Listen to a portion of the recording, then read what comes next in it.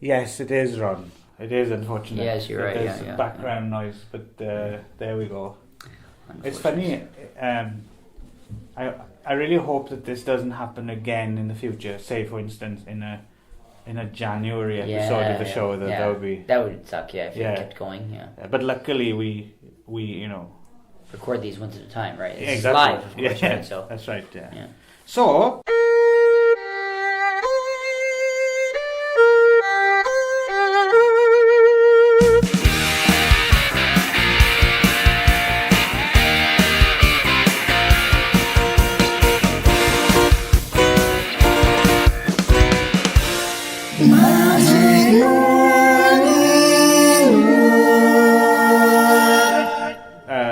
Here we are in the Magic Morning Wood. Hello. Talking film. Hi, how's it going? I'm And, Ron. He's Ron over there, Ron Scott. And he's Clive over there. Clive Davies. Davies. It's funny. Davies. Yes, it's funny. You It's sound what like a 50s thug. people insist. I am a bit of a 50s thug. People insist on pronouncing it Davies, but because it's with the E, right? But my family's just always been Davis. Always Davis, Davis. I'm pronouncing it wrong. I apologize. And any other family I know with the Davis with the E, in Wales at least, is always Davis. So it's also Clive. If you like. Clive Davis. Clive Davis.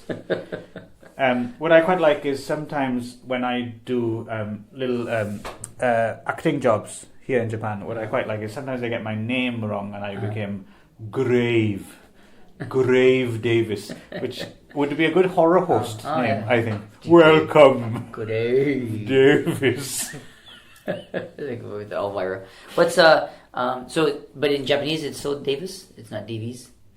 Well, I've from the beginning the way I write it. Right. Yeah, It's Davis. Yeah. So, anyway, Great. Great. That was a great. Interesting. That was very interesting. little tangent. Okay. Yeah. Anyway, back on to what we're talking about today. So we are continuing with our reaction category or I don't know what you call this. Like our episodes where one of us chooses one and the other person chooses a reaction film. Yes. Right. Yes. Okay, so and this time was Ron's choice. My choice this time. So what did you choose? And so, Ron's good. Well, actually, it was just a movie that I'm thinking about doing, and then when I mentioned it to you that I was thinking about doing it, your eyes lit up like it was a kid on Christmas morning. You're like, oh, let's do that one. You're like so excited. Really? So yeah, you did. Oh, okay. It was exactly like that. Okay. So I was like, okay. So No, I think it's because I'm always slightly scared that you're going to make me watch something that I don't want to watch. Oh. So then, welcome to the club. yes, welcome to my world. Welcome to my world. So when you mention something that's like reasonable, I'm like, oh, great. Yeah, it's like I watched that. yeah. So yeah. there's no unicorns in this. Hey, it was the last unicorn. Right? It certainly was. Yeah. So, anyway, this was so I chose the 2002 film Autofocus. Mm-hmm. An American movie. Starring Greg Kinnear and Willem Dafoe. Directed by Paul Verhoeven. No, not at all. Sorry, I'm having my trouble with my. What was his name? you got the Paul bit right. Yeah, Paul was Schrader. Schrader. Okay, Yeah. I got it mixed up with the other. I think a Paul Verhoeven version Right. would have had a lot Schrader. more tits. Oh yes, yeah, right. Yeah. That's right. Yeah, Paul Schrader. Yeah, okay. Yeah, Paul Schrader. Written by Michael Gerbosi, based on the book "The Murder of Bob Crane" by Robert Graysmith. Yes. Robert Graysmith, of course, who wrote Zodiac. Zodiac, right? And that was, I mean, I didn't choose it, but that when I was thinking of my reply to your, or whatever, kind of, right. I almost went with Zodiac. Oh, okay. Because I fucking love Zodiac. I reckon that's David Fincher's best Oh, really? film. I love really? Zodiac. With, Have you seen Zodiac? Mark Ruffalo? Yeah, yes. Yeah, it was good. Yeah. Anyway, we might actually talk about that one day, but yeah. So that's what Robert Graysmith is most well known for. Right. Okay. And this was the first watch for me, and how many watches for you, Clive? This would have been the second time. Second. Yes. Okay, good. And did you see it back in the day in 2002? I believe so, or whenever it came out on, I think, video here, so like 2003 or 3 or something 4 like or that. something like that. Yeah. Okay. Actually, I'd never even heard of it. Okay. But it was. I'd come across it listening to a Greg Kinnear interview, and he and the interviewer were talking about it, and it sounded kind of interesting, and it sounded like something that'd be interesting. So I listened to this the Mark Maron interview. Yes. I listened to the same interview, and it was interesting for me. Not so much. It's not particularly a great interview or anything, but I had no idea that Greg Kinnear not started off, but was kind of first on people's radar as a talk show host. Yeah, Did you know that? Yeah. I think I knew it kind of a little bit in the back of my mind, but I don't really consider him as that anymore. Like that was a little bit before my. I mean, I know him mostly from like As Good as It Gets On, but I know he had stuff before, and I know there was like talk show and like. That like talk soup thing, right? I know that, but I never really connected him with that stuff. He did either Later or Tonight as well, right? For a while. Right. I was genuinely because to be honest, I think it might have been this film I'd actually first noticed. Oh, really? Okay. Greg Kinnear, and I thought, he's good, and he's been consistent. He was good. He was particularly good as he played John F. Kennedy on the Kennedys miniseries. Right. He was John F. Kennedy and. What's that? Barry Pepper was RFK. Okay, right? They were pretty good. Yeah. But I mean, he was. I think he sort of came to sort of be noticed with As Good as It Gets. Okay, I've never seen that. So. Oh, really? Yeah, oh, really? Yeah. So I yeah. think that was where he got his Oscar nomination, and sort of that's where he kind of sort of became. But he was. This is the film about a grumpy Jack Nicholson, right? Yes. Yeah. Okay. Which is every other. Jack Nicholson film, right? But it was quite a good film back in the day. He's also in things like Sabrina. I think that was a few years before that became the big one. Sabrina with Harrison Ford. Anyway, so this movie is the biopic, I guess you would call it. I guess a loose biopic. I don't know how much of it is factual. I think some things were changed. Like, for example, his second wife's name, I believe, was different. Oh, okay. Okay. So I don't know how much of it was changed. You went a bit deeper than me on this one. Well, not that much, but I did a little bit of a search, and I noticed that the character is named totally different than what his actual wife's name was. So, okay. So I don't know how different it was, but anyway, but it's basically the strange but relatively true story of Bob Crane, who played Hogan on the TV show Hogan's Heroes back in the 60s, right. And who became a sex addict. And his strange, also strange but relatively true friendship with a guy named John Carpenter, Henry Carpenter, not John Carpenter of Halloween fame, but Henry Carpenter, who was a sort of a technophile and was sort of like connected with the newest thing in the technical industry, like with the hi-fi video and hi-fi and like Betamax and things like that. I think it was something to do with Japan's JVC, right? When they started making inroads in the United States. Yeah. It's actually quite surprising because when the movie starts, it's like it starts in 1964, but when we are first introduced to his character, I think it's like late 60s, right? And he's already talking about home video technology, right? It's kind of I didn't think it was that early, right? So he's already got and they've actually got the full on the giant but like handheld cameras, right? I didn't think it came till much later, but I guess he used it had connections to the innovation leaders and stuff and the cutting edge technology of the time and stuff. So at the very beginning, right? He's like a DJ. He's a DJ. He's like just a talent on the air radio personality or a DJ host. Plays the drums. He's very kind of likable and a family man and very sort of straight laced vanilla, kind of 50s late or 50s 60s kind of entertainment industry, but providing for his family, house dad, three kids. Great casting, Greg Kinnear. I think he did a very good job. So Greg Kinnear, sometimes I've seen him kind of play Greg Kinnear a little bit, right? But I listen to the interview with Greg Kinnear. I didn't realize how much training he actually has had with especially considering he started as a talk show host, right? That he's actually had a lot of, but he was excellently cast in this movie, and just gradually, randomly, he meets this guy, John Henry Carpenter. Well, shall we? Okay, right. Shall we go back a bit Sure. too? Because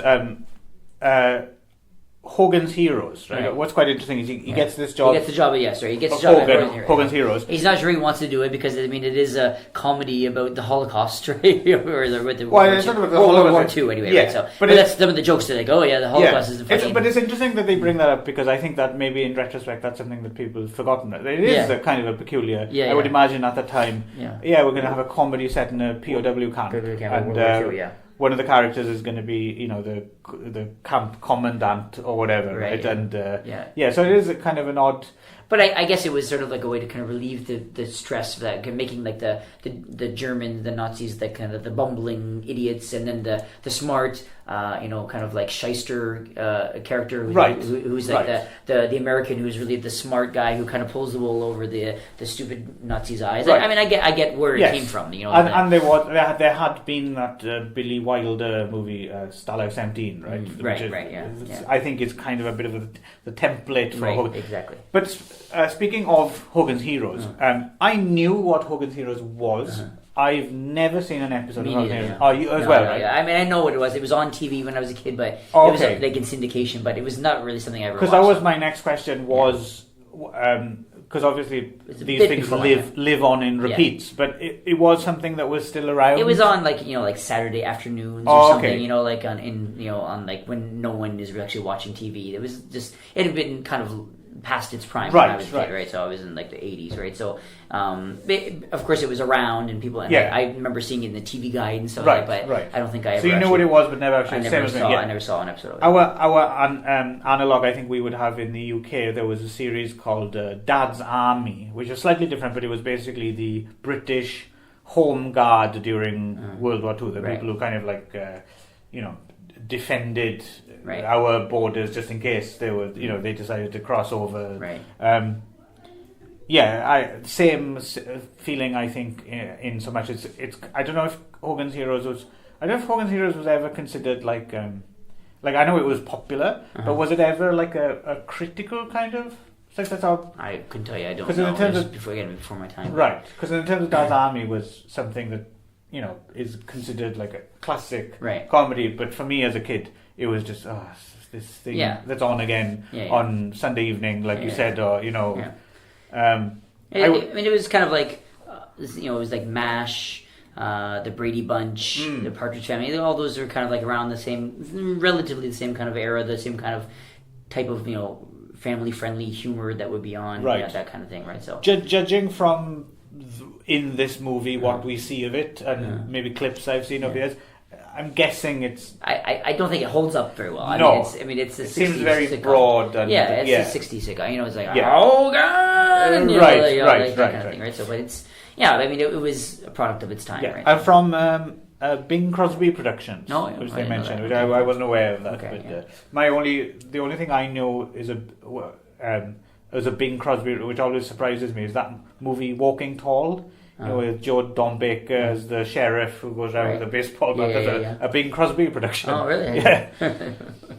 Walking in window, man. And so anyways, even you see him kind of being offered the script of Hogan's Heroes, and he's not sure if he wants to take it because it's kind of like a strange kind of concept or whatever, and even his wife is like, no, they can't take it. Yes. And then they read the script and it's quite good, good script, and so they kind of like convinces them to do it.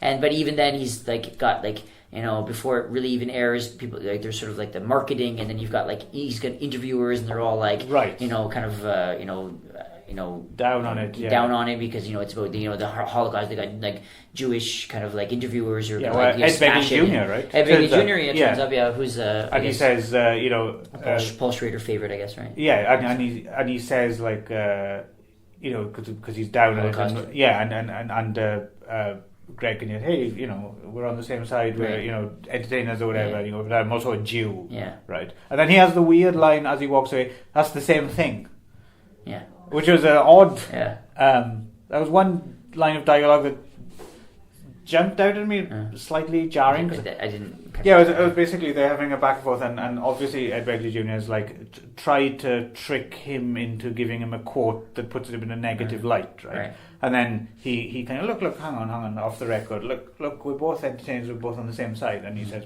but I'm also a Jew, right? Right.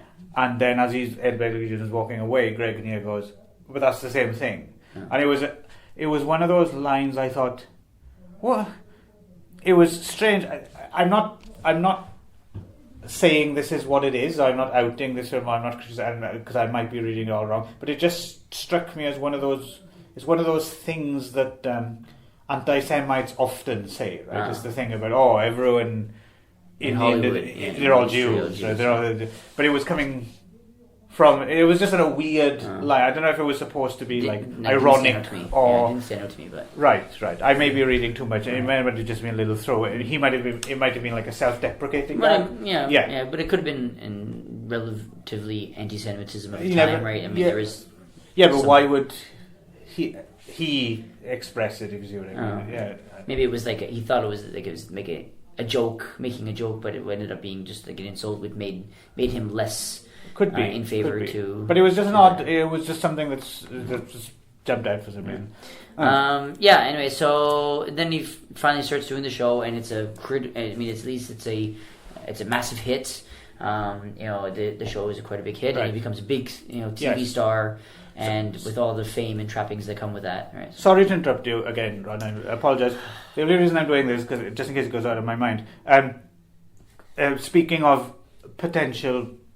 That line, right? The thing about the Jews, right? Oh, you're back now, okay. No, but the other thing, there was another line even earlier in as well, which was quite interesting, is when he's doing the radio show, and he's kind of going, he's going off book a little bit, right? He's improvising, he's playing the drums and stuff, and he has someone to kind of keep him on track, right? There's like an announcer, producer. But there's like an announcer. He's an on-air voice, right? And he has a very kind of this very kind of camp, weedy voice. He's clearly like a gay character, right? And if you remember, he says, oh, later on you can whatever the announcer's name. Later on you'll be able to see him in the supermarket. He'll be in the fresh fruit section. Drum roll. So it's a homophobic slur, right? So it was just another thing. It was an interesting, just a little, they haven't.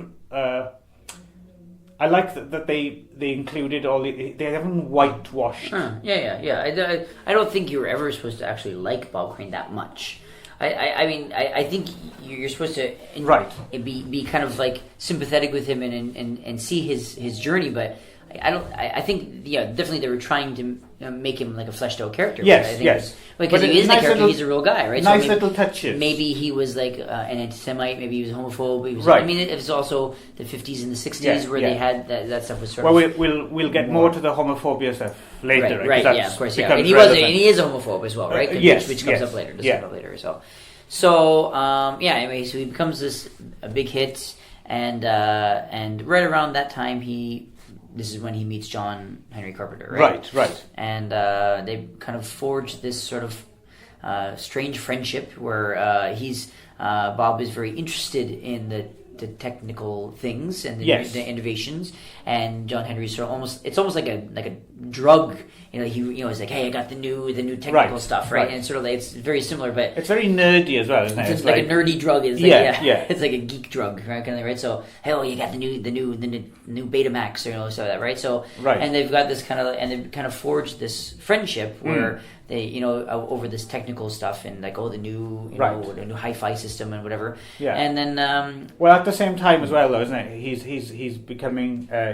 Because John Henry Carpenter is hanging out in like strip joints as well, right? Yeah, and he's a bit more of like a free spirit with the sex and stuff. Well, he's single for a start, right? He's not a family man. He's a swinger, right? Yeah. And Bob Crane starts playing drums bizarrely, right? He's asked to play drums for these strippers, strip right? Clubs, So that's a kind of slight his introduction. I mean, from the beginning. there's a few telltale signs. For instance, his wife finds like his dirty magazines and stuff like that, right? He says, they're photography magazines. Gent and stuff like that, right? That maybe he had the proclivities towards this stuff, but he didn't act on it. But exactly. Definitely kind of had the desire to get involved with the sex and the strip industry. Joint stuff is starting to open the door for him. Right? It's like, hang on, now I have a chance. And he's like training drums, but he can't he's not like watching what he's doing. He's like he's off to beat, and he's just watching and all the business are like, what the hell is he doing? And he's clearly having a great he's just having a great time. Yeah, just enjoying. Smile on his face. And so he ends up meeting John Henry Carpenter, and then they have this friendship, and then he starts bringing him to parties and sort of parties and having sort of bringing girls home and stuff, and then they end up having this party where. Am I jumping ahead too far to getting basically to the No. two? Okay, so then they have a party which ends up not being a party; it ends up being just the two of them with two girls, right? And they have sort of get drunk and whatever, and then John and his girl kind of peel off, and John's like, "Oh, I want this one," and he kind of chooses which one he wants, which is important later, I guess. And he goes off, and they're having sex in the room, and then Bob Crane and his girl are kind of just awkwardly kind of hanging out in the living room, talking, and then and she sort of makes a pass at him, and he says, "Well, I'm married, I can't do that type of thing." And then she sort of kind of is more aggressive about it, and he kind of allows it to happen, right? Yes. So and then that's sort of the door is open. Right? It's the final push he needed just to say to go where he wanted to go. So and so then after that he sort of hangs around with John even more and more, and they go more and more these types of swinger parties, and it becomes, and then they start using the technology to sort of start filming themselves, making their own homemade porn, and so, and then it just becomes like an addiction, basically. Right? I guess, so, I think it is. He's a sexual. Oh, no, I think you're quite right, but this is something we'll get into a bit more later. But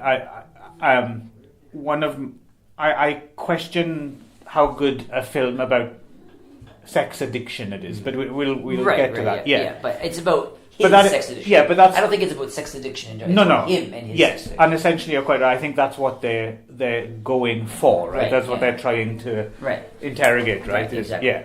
So anyway, so he gets to the point where he can't think about anything else except sex, and it starts to affect the rest of his life that's why it is an addiction, because it ends up basically ruining his life, right? So he gets divorced. So she finds Rita Wilson. Yeah, she finds all of his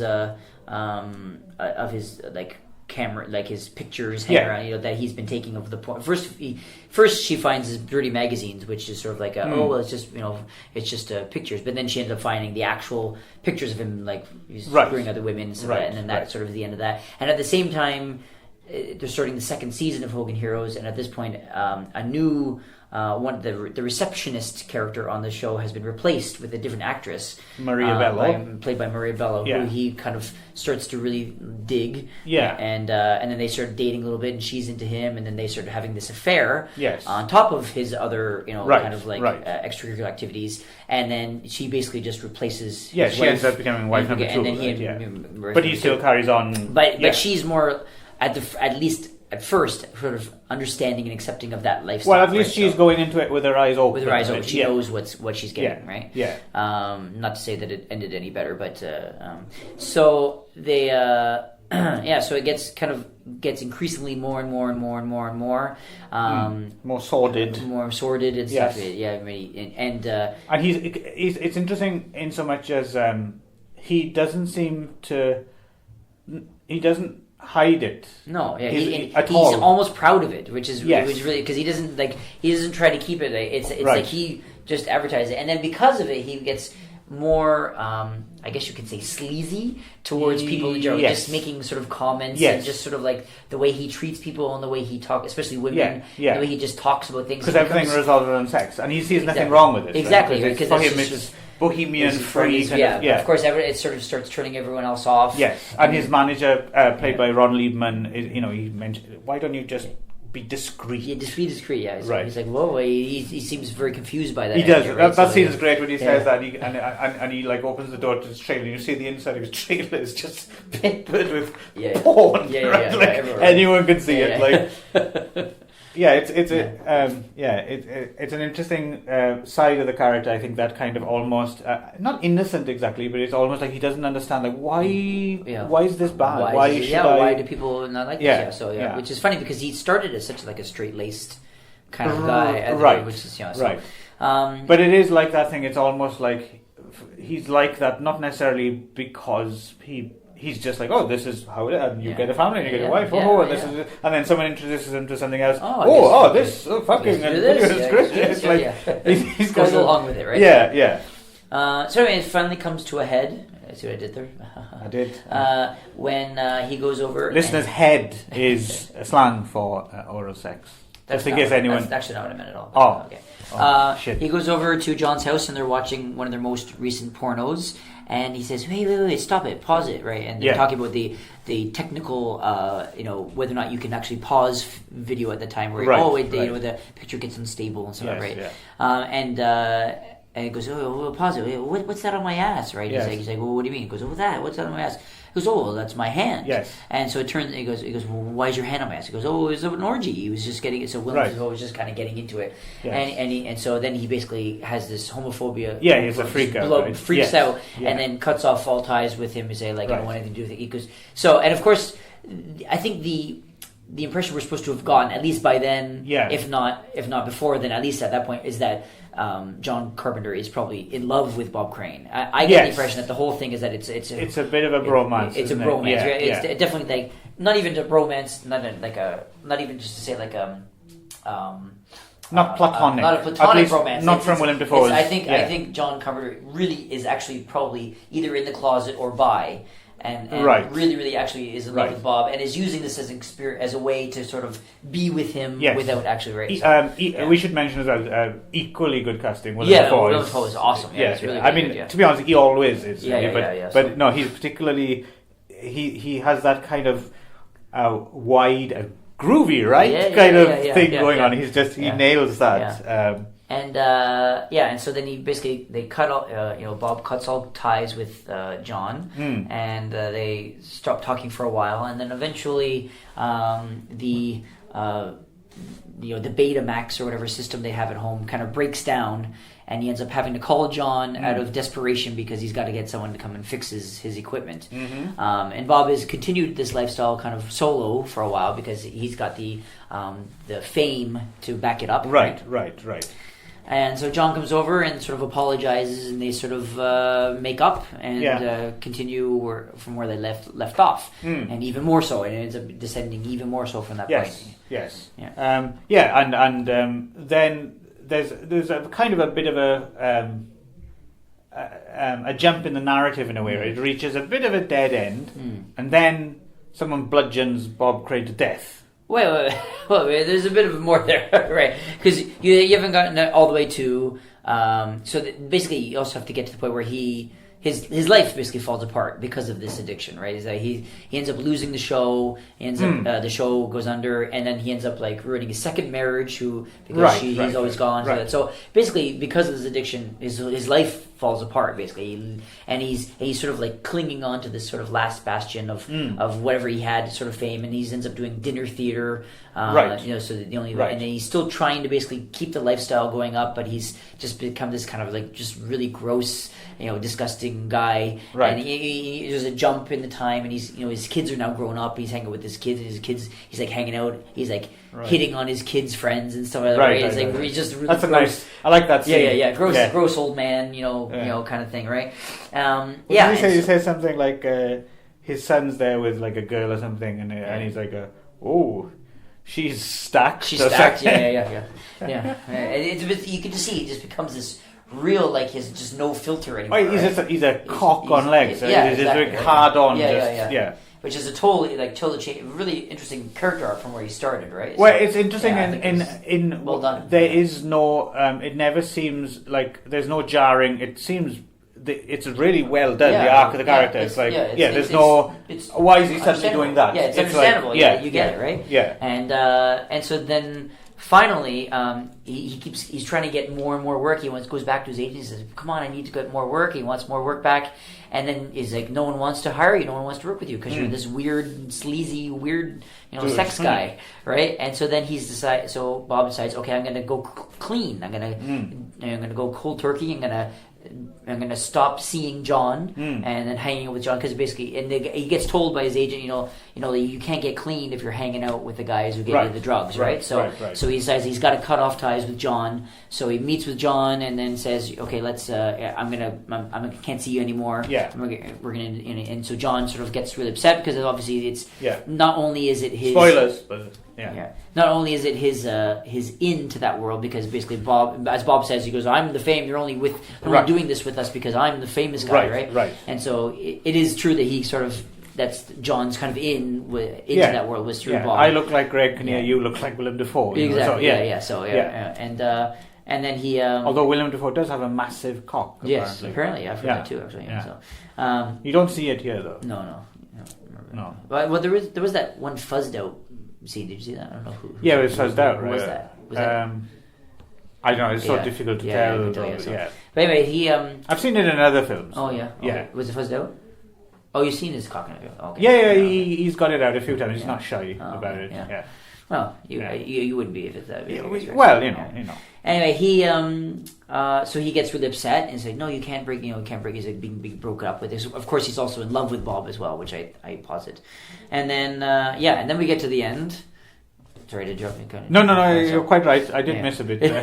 Yes, and then Bob Crane gets bludgeoned to death by someone.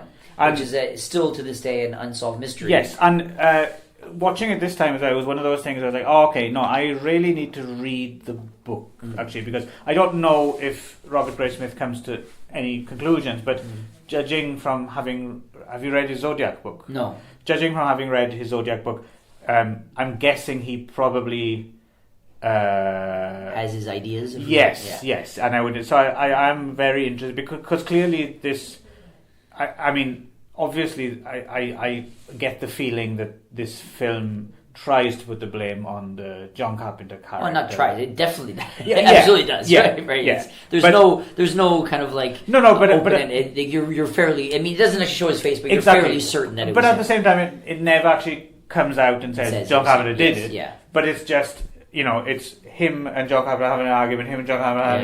Next scene, he gets his head caved in. So it's like, oh. And then it says, and then John Carpenter, went to jail himself anyway, and then he ended up dying a couple years later, so no one ever found out, right? So clearly he's the prime suspect, and I think he was the prime suspect in the actual case, as well, from what I understand. But he apparently said that, why would I do that? He was my friend, or something like that. Right. Quote by the real but I haven't read the book, but I do want to. I don't know if you're interested in it. I am kind of interested, it would The Murder of Bob Crane, right? So it's just I think overall it was just a really fascinating story. I didn't even know the story of this book, okay. So I thought it was really interesting. Just this strange but true tale of this like straight-laced guy who devolves into like sex addiction and then gets killed. Right. And I've already recommended it to a friend of mine. Oh, okay. Right? And he's like his lies kind of. He lit up at the idea of the kind of interesting.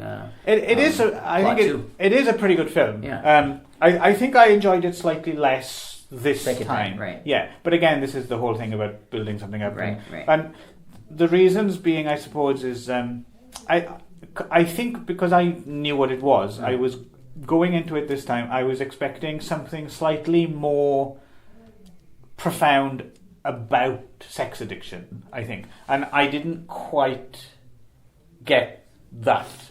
Well, I don't think it was anything about sex addiction. It was just his story. No, exactly. I think you're quite right about that. I don't think they were going for, but for some reason I was. But I do expecting think it was probably, I guess you could say, I'd call it a cautionary tale at the very least. Yes, and certainly I can.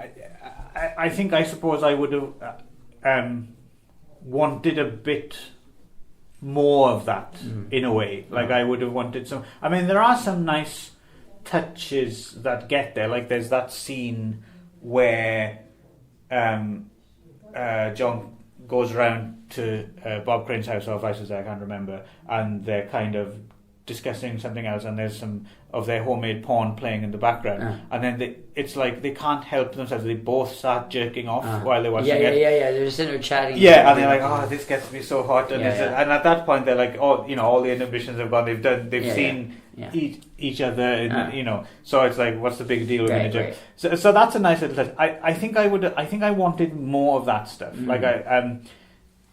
But like you said, it's not necessarily about that. It's just about that in the context of his life. But then also the other thing is, I think I would have liked more about, like, it's a pretty abrupt ending. Like, your head caved in, and then we never found out who it was.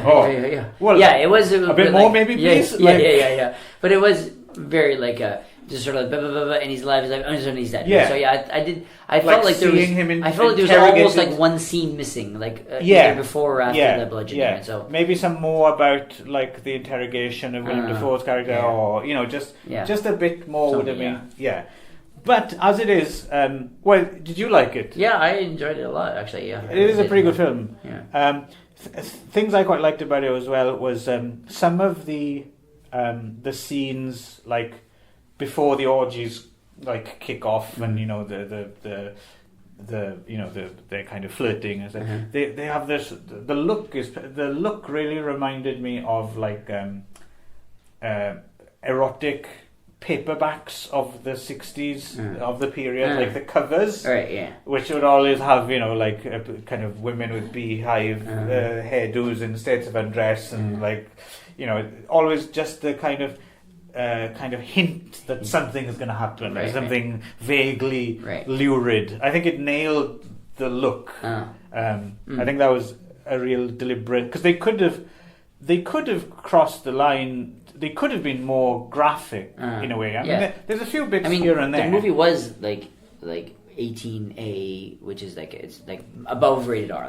Okay. So I mean, like an NC-17 or something. Yeah, I guess it was, I don't know what that. It's like a 18 over 18. I think it was cut. I think I remember reading it was cut down from an NC-17, which it was when it played in like festivals or something. But I think the official release, at least in North America, was like a slightly cut down version. So they do. It's not period perfect. Obviously, they show things you could never show today. But I think it's a nice balance between showing just enough, but also kind of keeping it slightly on that kind of chaste kind of what you would have seen in the. They conjure up the time period nicely like that. I think. I thought so. Yeah, you know what it would have been like to, because now being a sex addict is.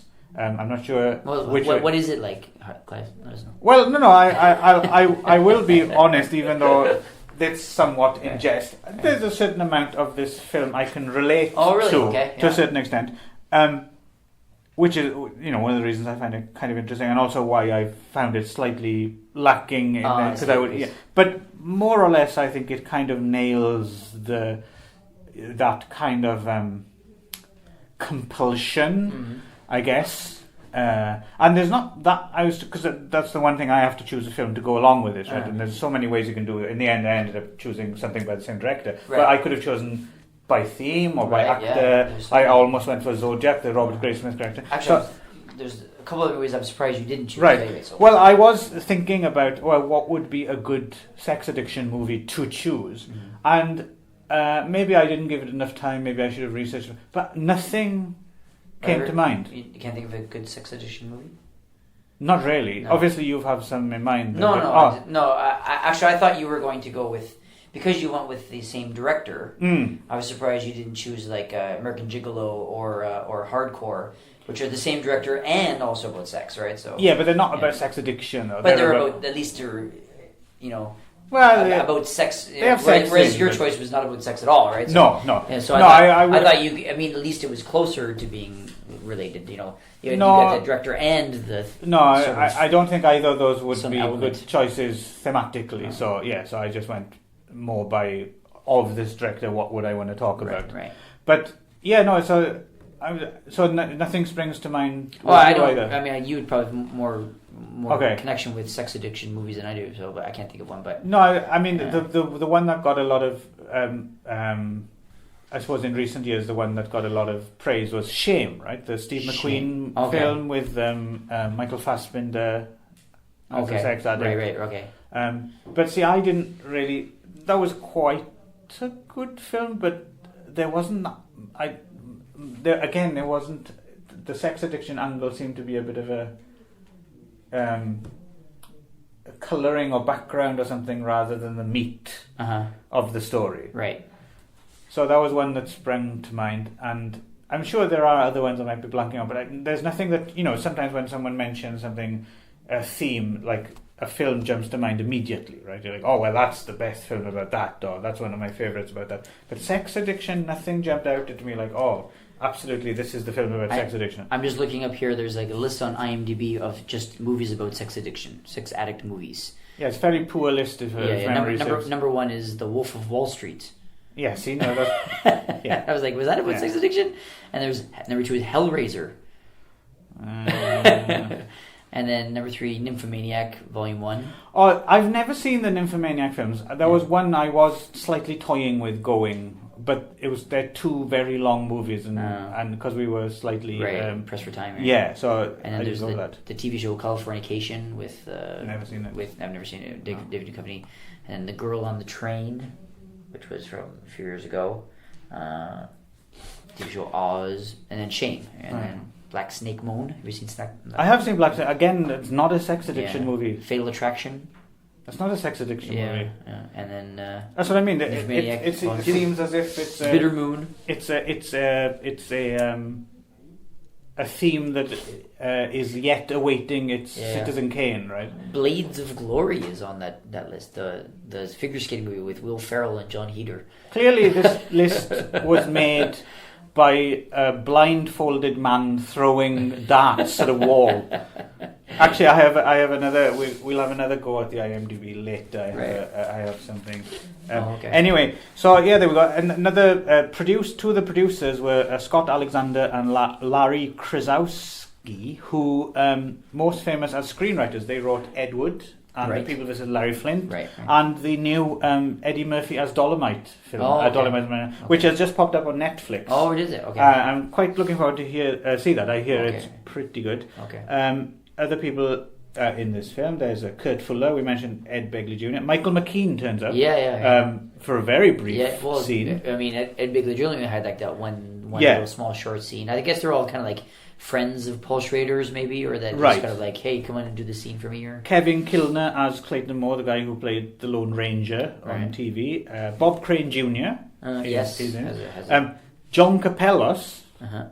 If you remember, the janitor in Breakfast Club is, I suppose, what everyone remembers him for. Right, yes. He turned up.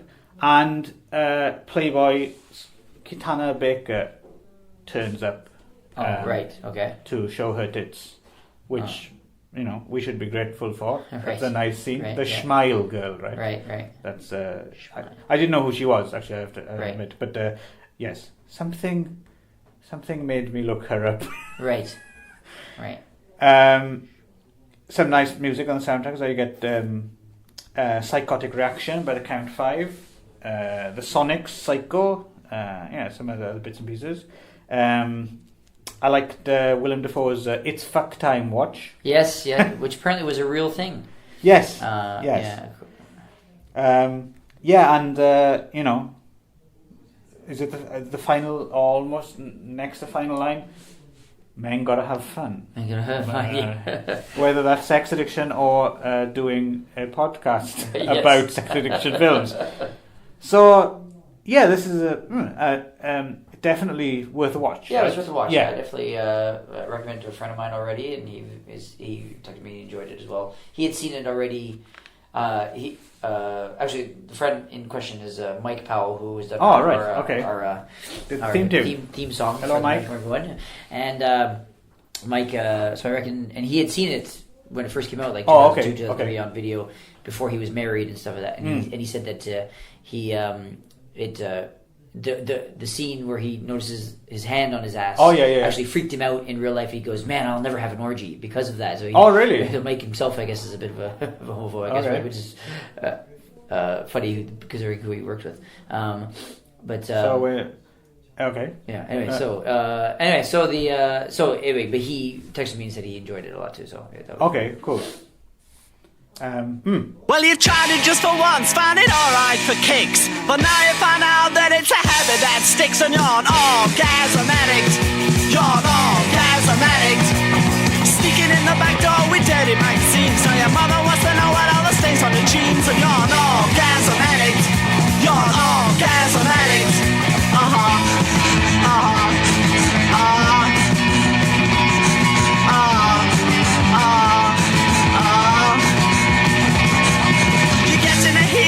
You're getting assault, but you're still keeping beating your meat to pulp, and you're an orgasm addict. You're an orgasm addict. You're a Casanova, you're a no Joseph. It's a live all up fucking yourself to death. Orgasm addict. You're an orgasm addict.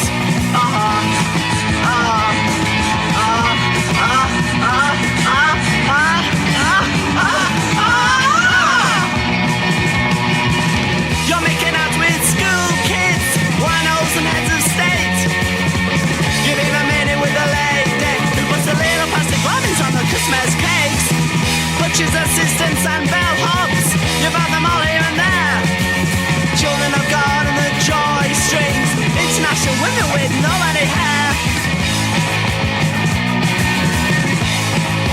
Ooh, so well you're asking in an alley and your voice ain't steady. The sex mechanics are off, you're more than ready. You're an orgasm addict. You're an orgasm addict. Johnny won't fuck you always and always. He's got the energy, he will amaze. He's an orgasm addict. He's an orgasm addict. He's always at it. He's always at it. And he's an orgasm addict. He's an orgasm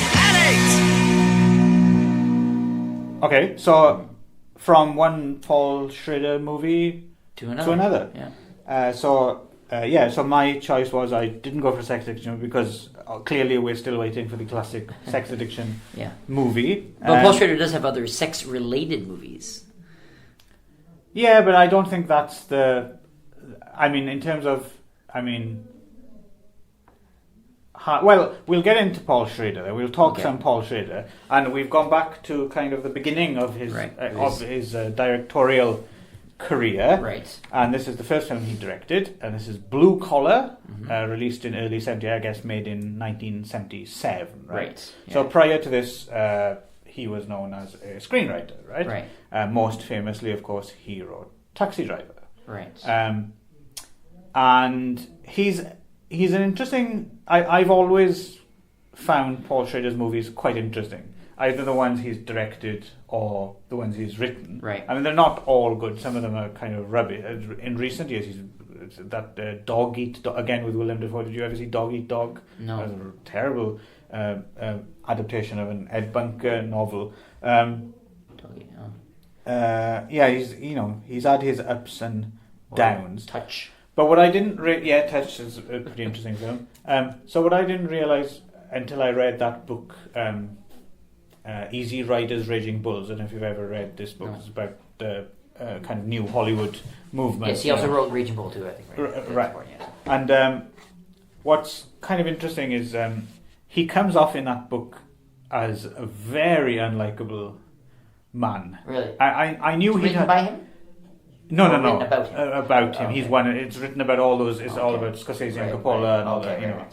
Hal Ashby and he seems to be a bit of a ghost at the feast kind of figure. Right? I know he'd had problems and he was notorious and alcoholic when he wrote Taxi Driver, and there's a lot of rage in that script, right? And he's done a bunch of variations on that kind of God's Lonely Man thing and all that. But in the Peter Siskin book, Easy Rider Raging Bulls, he seems to come across as like.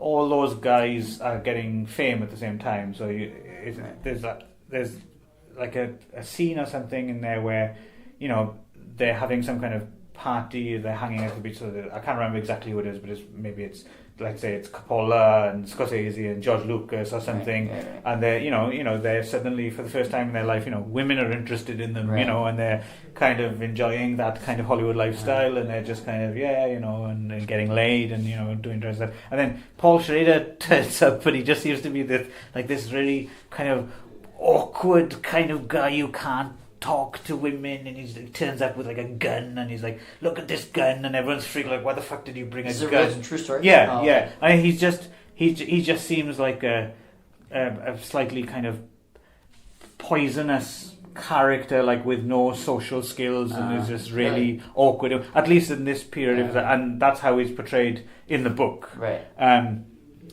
Yeah. So he's not necessarily an likable, or at a certain period in his life, at least. And you know, and a lot of his issues turn up. You know, he grew up in a kind of strict. What are they called?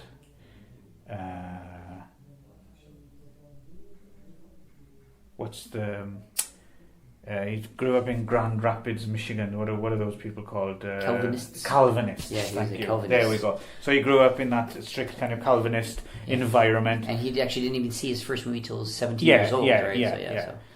His brother, he wrote that movie, The Yakuza, with his brother Leonard Schrader. Leonard Schrader directed The Killing of America and Naked Tango. Also kind of interesting movies. And he seems to be a bit of a Japanophile. Oh, is he? His brother, certainly, I think Paul to a certain degree, I think they wrote like an important article about like Japanese Yakuza films and stuff, and they wrote that movie, The Yakuza. And I think maybe his brother spent a lot of time in Japan. I think his wife was Japanese, and I think he got to know Japanese culture quite well. Chieko, yeah. Right, yeah. So...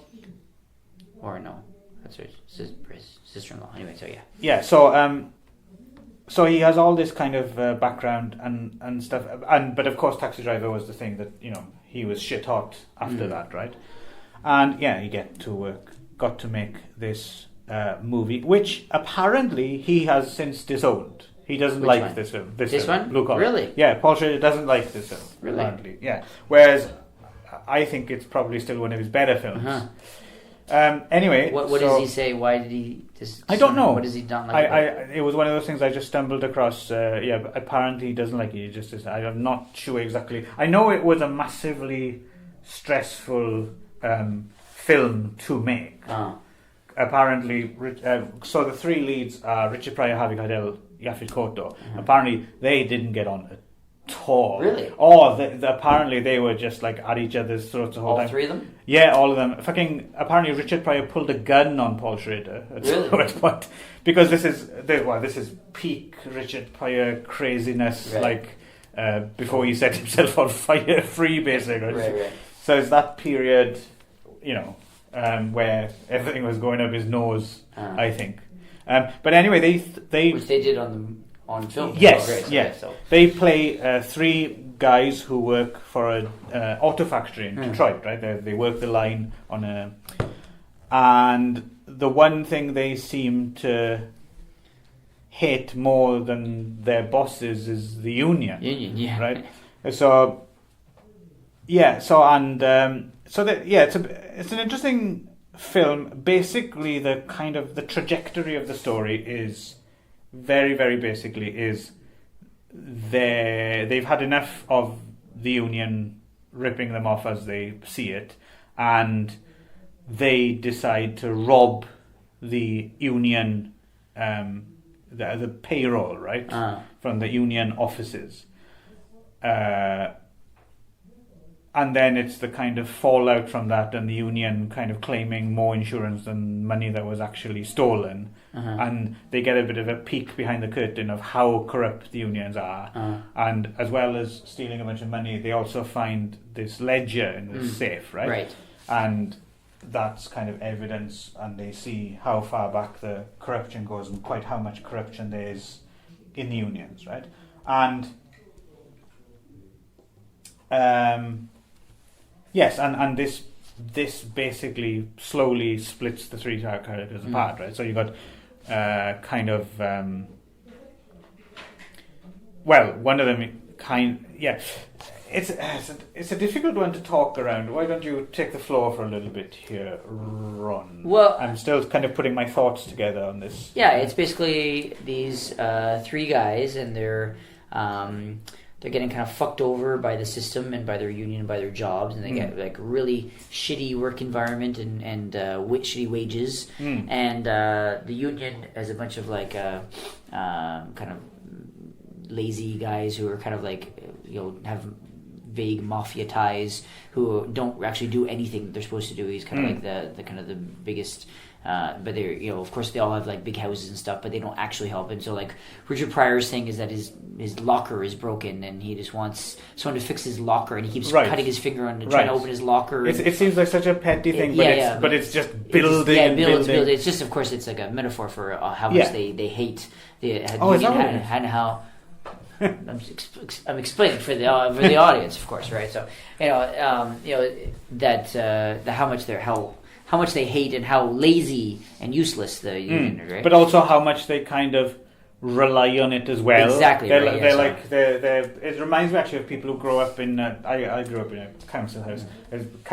Some people in council houses are a bit like that. They're like, what's a council house? Well, it's what would you call it? So kind of government subsidized housing. It's not houses you own, right? Okay, right. And council house people can be a bit like that. They're complain about the government, but they really need everything. It's like Alexis Hale used to do a comedy routine about it, like, my toilet's broke 6 weeks ago and the council haven't come round to fix. You don't think of fixing it. So, my trousers fell down yesterday and the council didn't come round to fix it. That kind of mentality. So anyway, they and they've. They're all like kind of working guys, and Richard Pryor is kind of a family man, and Harvey Keitel are a family man, and Yaphet Kotto is, I guess, more of a kind of a single guy, I guess. But he's a bit more of a wild guy. Like he's got a bit of a background, history of a criminal activity, whatever. He's playing apparently an Italian. Yes. Yeah.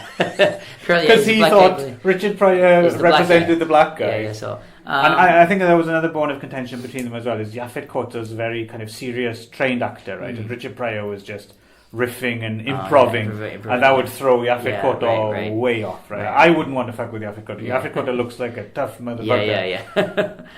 Anyway, so they get increasingly more and more upset with how things are, and and other stresses come in where Richard Pryor has to pay all his back taxes. The IRS guy shows up and has to pay back taxes. That scene's hilarious. Yeah. Because the guy is not just back taxes. He's claimed to have more children. He's got 3 children, and he's claimed to have 6. And he sends his wife next door to bring some of them. And they go, just put the clothes on him because he won't know the difference, right? And it's brilliant. And the IRS guy's like interrogating the children. He's going, "What's your name? What's your name?" And he goes, "I told them not to talk to strangers." But that was a good scene. But that one, anyway, so I'll get there in a second. But anyway, so there's so there's that, and then of course Harvey Keitel's daughter tries to make her own braces and then cuts up her gums and stuff. So he's got all these. So they've all got these kind of big things that tough all over, right? That life is tough. Yeah. And they've got need more money, and they're not getting any. Their wages are really shitty at the factory, so they decide to go and rob the union. Right? So they case it for a little bit, and they have kind of like a party night where which I thought was kind of strange that they're so poor, but they have enough to have these like coke fueled parties and stuff. I was like, how do they even priorities? Yeah, I get.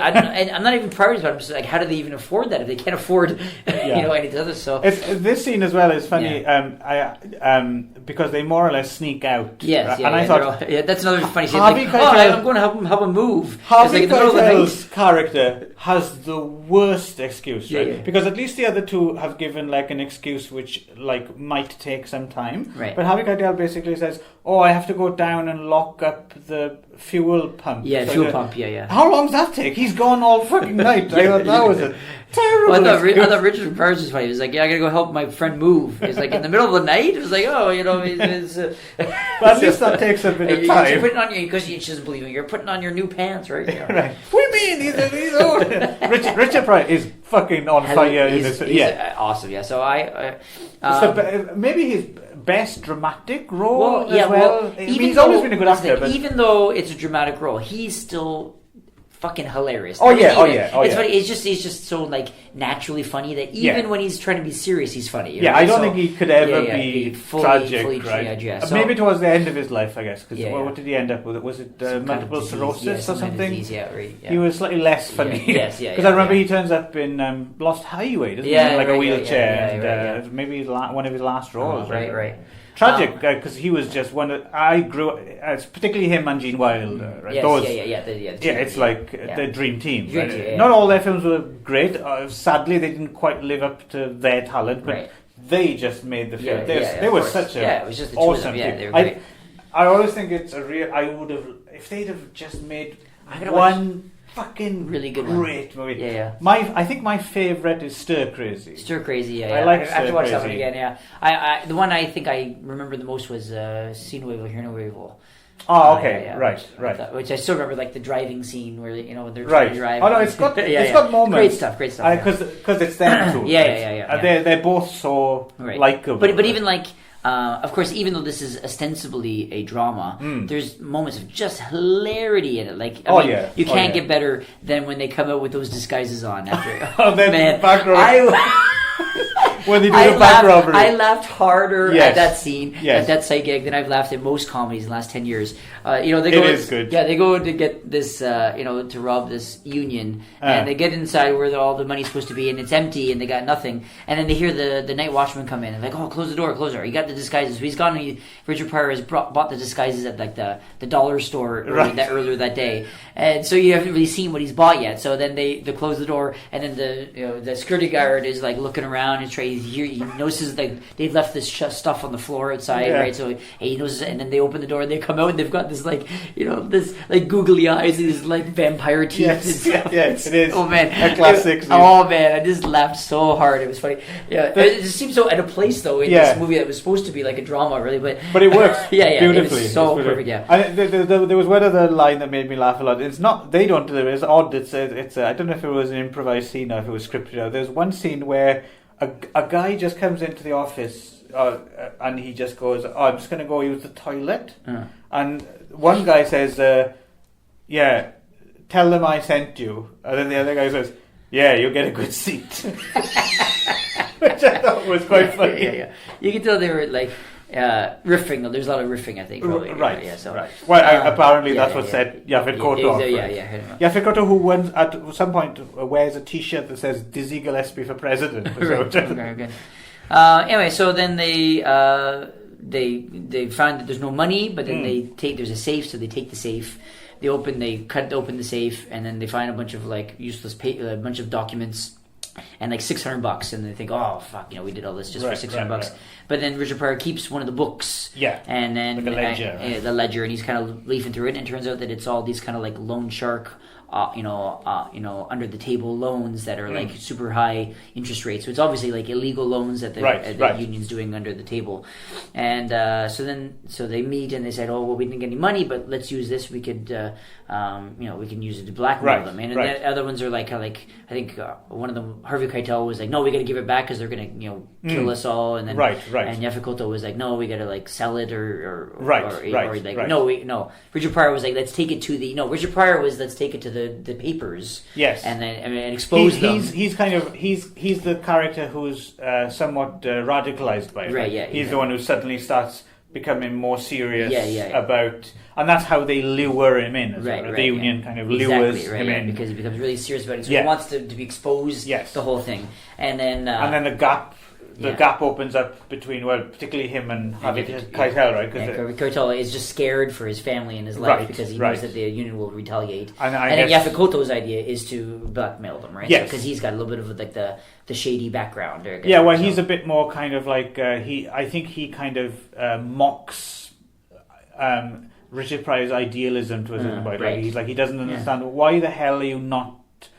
You're moaning about not being in a bad position, but you're not taking advantage of something that could get you in a better position, right? So he doesn't understand that. And of course, Yaphet Kotto's, again, spoilers, but so Yaphet Kotto's character essentially gets murdered, doesn't he? Right, I guess. Well, I mean, again, you're jumping a bit. But basically, so the union figure out who's taken this stuff, right, and then they're not the cleverest bunch, are they? These three guys, yeah, and so the union kind of starts making like public announcements on the news and stuff that it's actually been like $20,000. Right. So they're like, okay, well let's blackmail them for $20,000 and stuff, right? And then they've got basically their files, and they're like, okay, well these are the three guys that did it. Yes. This guy is not this. This guy's Richard Pryor. He's the one that's going to get us in. So let's work. Right. So they've already, you can see them already planning what's going to happen, right? Yeah. And so then they, so the idea is that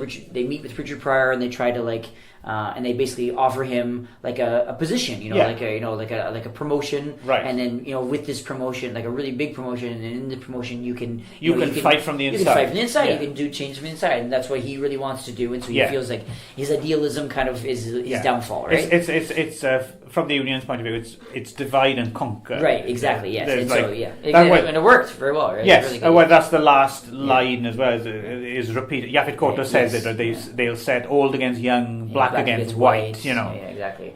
And so then, and then but Richard Pryor says, we'll do it as long as the other two guys are safe. Right.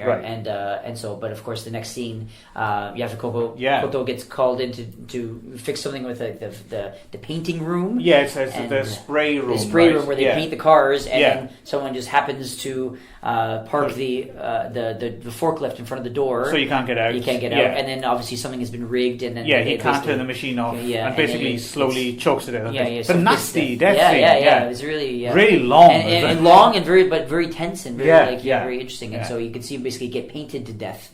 And then at the same time they also start taking hits out, or before that, actually before he gets killed, he overhears two guys at a bar who are going to go and basically to Harvey Keitel's house and take him out. Right. And then he ends up calling the wife, Harvey Keitel's wife, and telling her to get out of the house. And he goes there and meets the guys that beats the crap out of the two guys who come to beat him up. So basically, they've got hits out on Harvey, so on both of them, right? Yeah. And so and then Harvey Keitel also starts getting followed in his car, and then having this whole thing in his car, which. Later, he blames Richard Pryor for doing it. I'm not sure if I didn't really get that, but was it actually Richard Pryor that took that hit, or was that? No, I don't think so. He seems to think that it was Richard Pryor. I think it's just the paranoia brewing, right? And plus, he seems to have crossed over to the other side. Right. Yeah. So Richard Pryor basically goes over to the other side, thinking that he's going to help from the other side, but he ends up basically becoming the his hands are tied. And he ends up basically becoming what he hates. And I guess which is quite a sympathetic thing. Like it's very like a. Tragic, the fact that this guy who's the biggest idealist of them all ends up being does have that, it's like the fall of the corruption of the yes, it does have that scope, I think, of like a tragedy, and of course it leads to in the final scene, it's basically Harvey Keitel and Richard Pryor just going at each other and just shouting. And what's interesting as well, it's really subtly done. So anyway, so Harvey Keitel also becomes the snitch. Basically, decides to snitch, and then basically call the other guys out, and basically rat on the union and what's happening. So he's being kind of escorted into the factory by these two, for his own safety, and then of course. He and Richard Pryor start yelling at each other, and then at the freeze frame is them kind of going each other with hammers and stuff, right? So, but what's interesting is it's really subtly done as well. I think what's introduced is they've had this friendship through the whole movie, and then just at this point, now that they're in opposition, that's when they start slinging racial slurs at each other as well. Right? It's just exactly. But it's really subtly done. I think it's really and it's believable. Yes, I can see that. I can see that happening. And this is if there's one. I mean, I've seen this film a few times now. Was this your first time? Right. A few times over the years, and I've always thought it's a really good. Yeah, film. It's quite good. I really enjoyed it actually. Yeah. This time, the one slight problem I had with it was the whole divide and conquer thing is so realistically done. I think for the most part, It really seems like this film knows what it's talking about. Do you know what I mean? It seems like an informed film. The only thing I think it steps over the line a little bit is the murder of Yaphet Kotto. I'm not quite sure if I buy that they would go that far. Really? You don't think so? I think the so idea, blatantly. I think it's sort of the implication is that they have mob ties, right, and that the mob kind of did it, right. So which is not a new thing. Union with mob ties. I mean, No. It's a stereotype, right? Yeah, well, we've got coming out now. There's the Hoffa movie. Hoffa, exactly right. But I don't know. It just I don't mind. I can understand why they put it in there because it makes. As a piece of filmmaking, it also raises the stakes. Yeah, it raises the stakes, and it has a higher level of tragedy, and so I can see why they did it, and it works within the context of the film. But I think it's just because the rest of it seems so because it's almost at times almost like a docudrama style. Right? It's almost like cameras in the room, just and because of all the riff. I mean, it's really good. Kind of depiction of that kind of blue collar lifestyle, right? Well titled. Yeah, it's very very well done. Yeah. So then when it goes slightly in that direction, it just seems a little bit like it's disingenuous. Yeah. Inauthentic. Yes, there's a slight that if that's the most inauthentic thing. That's not to say I necessarily don't think it would happen. It just seems. One step too far, maybe, but it doesn't ruin the film. Right. But it's just a one. I mean, because of course, when we get to doing these episodes, and if we choose films we've seen before, it's all about. I mean, obviously, I like this film. I wouldn't have chosen it. Right. So it's I'm nitpicking, right? Because it's in the photo. So I'm just nitpicking. I still think overall, again, that this is my 5th time watching this film. I still think it's a really good film, and you seem to have enjoyed it. Yeah, I really did. Yeah. I was surprised. Never even heard of this movie. So right. I feel like this podcast is becoming a bit of an education for me. Well, that's good. Yeah, that's good. So I think that's the only. How about you? Was there anything about it that you kind of didn't like, or that you kind of? Nothing that really stood out to me. I had time to really think that critically about it, but there was nothing that I took issue with. I mean, I really, really enjoyed the comic bits. Oh yeah. I mean, it did sort of stand out a bit as being a little bit, I guess, uneven in tone.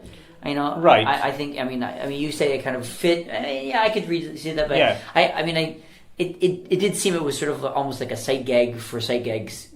Sake. It was almost like Richard Pryor. I didn't. But I'm so glad it's there. Yeah, I'm glad it's there. I really enjoyed it, but it did sort of change the movie for me. You know what I mean? It's sort of like, it became less about the struggle and like the sort of like the blue collarness and just about this. It became kind of a bit of a farce. Yeah, at that moment, yes. right? So and I would argue then I suppose that the Yaphet Kotto killing bit as well is also again a great scene, but it takes it more into some kind of thriller territory or something. Right, yeah. But again, it is uneven, but it's for the most part it's the unevenness of life. I suppose. Yeah. So of course, yeah. there's a certain consistency to it. Yeah. I'll buy that.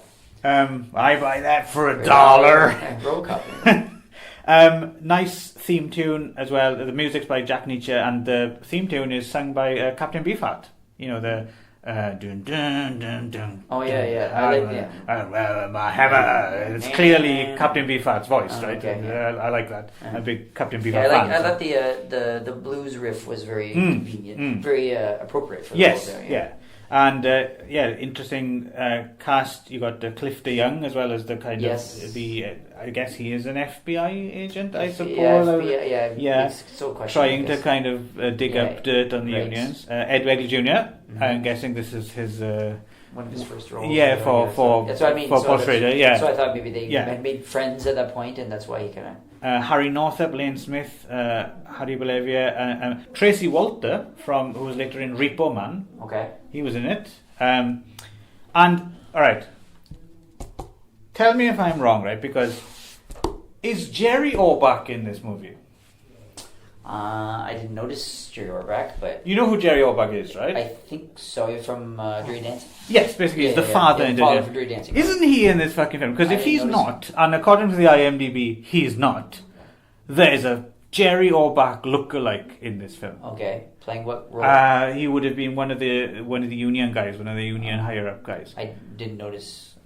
Really? Yeah. I was, Jerry Orbach's in this. I didn't even know Jerry Orbach. And then I looked it up. What? He's not in this movie, apparently. But fuck me, it says a guy who looks exactly like Jerry Orbach. Didn't register with okay. Yeah.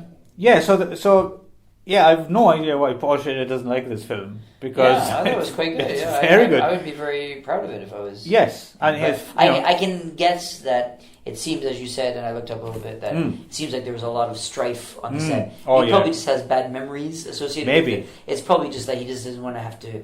It's probably what the movie is associated with. It's probably the associations he has with the movie rather than the movie itself. I mean, who knows? I mean, even though we like the finished product, I mean, maybe it wasn't the film necessarily he wanted to make. It might have turned up a bit different. It could have been like a bit of a meta thing where he was, the Richard Pryor character trying to make change, and then the union or the Hollywood machine was sort of like forcing him to do something else, or I don't know. I mean, because there's nothing in it that strikes me as selling out. Though there's nothing. No, but I mean, again, it might have been what maybe he had a cut, or he wasn't allowed to do what he. Yeah, I don't know. I'd like to know what the story. Maybe he wanted to do more with the union stuff, and maybe the unions had some push. And I've never heard of a director's cut version. And he's not shy about stuff like that, right? I mean, there's the famously his version of the Exorcist movie he directed, right? Can't even remember what it was called now. Dominion, maybe. If you remember, there was the Exorcist, the official Exorcist 4, right? Right. Directed by it was accredited to Rennie Harlin. Dominion prequel to the Exorcist. Yes, Rennie Harlin. Never saw it. But it was Rennie. I think Rennie Harlin was brought in to like add some effects scenes and stuff. Okay. And Paul Schrader's movie was a more kind of serious kind of meditation on. I mean, Paul Schrader's obsessed with Catholicism, right? So many of his films, right? Right. So this, I suppose, that's the other thing as well, is this isn't a typical Paul Schrader movie in a way. That none of his usual obsessions seem to be in it. Well, it was his first one, right? So he hadn't really gotten there yet. Right. So, he had in his screenplays, though. Right, So, but maybe he just, director. I'd like to know more he why didn't you write like Blue it. Collar, though, did he? He did with his brother, Leonard, Oh, okay. Yeah. So... Oh, yes, he did, you're right. Yeah. Okay. Yeah, so another good one. But it was based on something, though, wasn't it? There's no on-screen credit, I don't think, but it does have on the IMDb. It has someone's credited original material, which I think source is material for a Sydney. which I think it's basically stories from the factory floor. Oh, right. Oh, the other thing I wanted to point out is that I found kind of remarkable is there's a big Goodyear sign that we see sometimes, right? Which is counts how many cars are being made. Yes. Did you see how fast that fucking thing was moving? Yes. That was I tried to kind of like time it. That seemed like basically they were putting a new car out like every 3 seconds or something, and I did the maths and I was like, fucking hell. Yeah. I mean, I know, it's Detroit, but still that blew my mind. Yeah. I mean, if it's true, I mean, I'm not quite sure how they would gauge it, but but wow, that was so. I like stuff like I like the obviously that stuff doesn't happen by accident. They went out and they deliberately filmed in front of that, so they wanted that in there. So I like stuff like that, details like that. So another good one, Ron. Yeah, a pretty interesting double bill. Yeah. It was very both good movies. Yeah. And so here we go. Here's my final dig at the IMDb. Okay. So I don't know who the fuck is in charge. IMDb. I don't know who's in charge over there at because the trivia stuff. I'm assuming it's volunteers. That is people who send things in, right? And then clearly someone reads through it and decides if something goes up or someone's curating it or sifting, right? So how did this get through, right? Does this strike you as proper trivia? Here we go. Harvey Keitel worked with director John Badham on Point of No Return. Badham had also directed a movie with blue in the title, like this one, Blue Thunder. This is not trivia. What the fuck is this? That is not. How do I put it? That is not. It's true. It's true. It's true. But this is actually not off point for a lot of the trivia that they have on here, because again, the trivia most of the time, mostly is written in by just other people, but it's like a Wikipedia, right? Anyone can write it in. But clearly there has to be someone. But if you look at it, so and sometimes they're just very random, or like this. Sometimes they're even repeated, like they haven't actually the person hasn't read all of them, and then decided to put up the same one. And then sometimes they're just like this person was in this movie with this person, yay, right? So they're just completely irrelevant. This one, but what you do is you look at how many people find it interesting. Okay, right, and this one, 2 out of 17 people found it interesting, which means that the majority of people who read it like also agree that so someone has thought, hey, I want to write something up there. Hey, it's blue. Maybe something to do with blue, and then people are like, you're a fucking idiot, right? It's not by IMDb. It's whoever wrote that. No, I understand that, but clearly someone should be in charge of actually taking that down. Because if you're going to include that, like, okay, Magic Morningwood podcast trivia. Ron wore trousers today, which he previously wore on another episode of the Magic. And he's wearing a blue top. Actually, you are, and talking about blue collar. Wow. Yeah, it's just it just winds me up. And you like blue. It's a conspiracy. It's the Illuminati. Yeah. So, I guess we're done. All right. And dusted. So blue collar and autofocus, both worth a watch. Yes, worth a watch. Paul Schrader double bill. Just don't invite him to your house.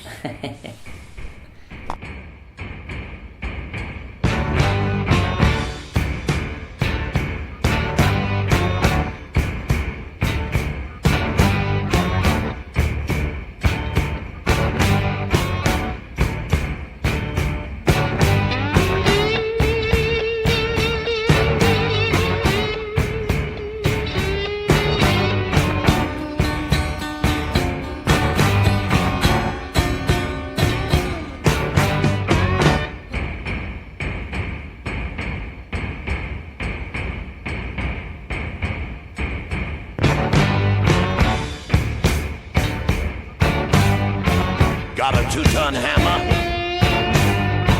dog beat by the pound. I'm a hard-work driving man, 6 foot solid from the ground.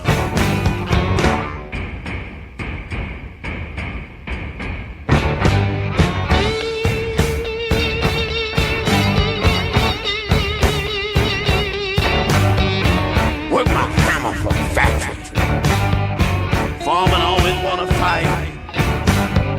Swallow up some TV dumb.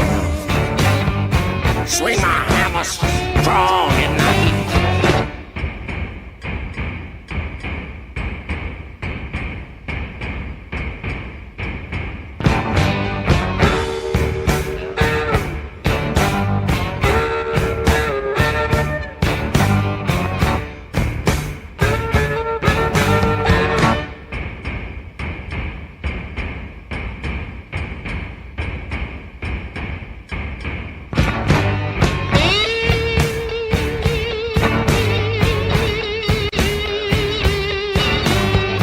When I was a schoolboy, teacher said study hard as you can. It didn't make no difference.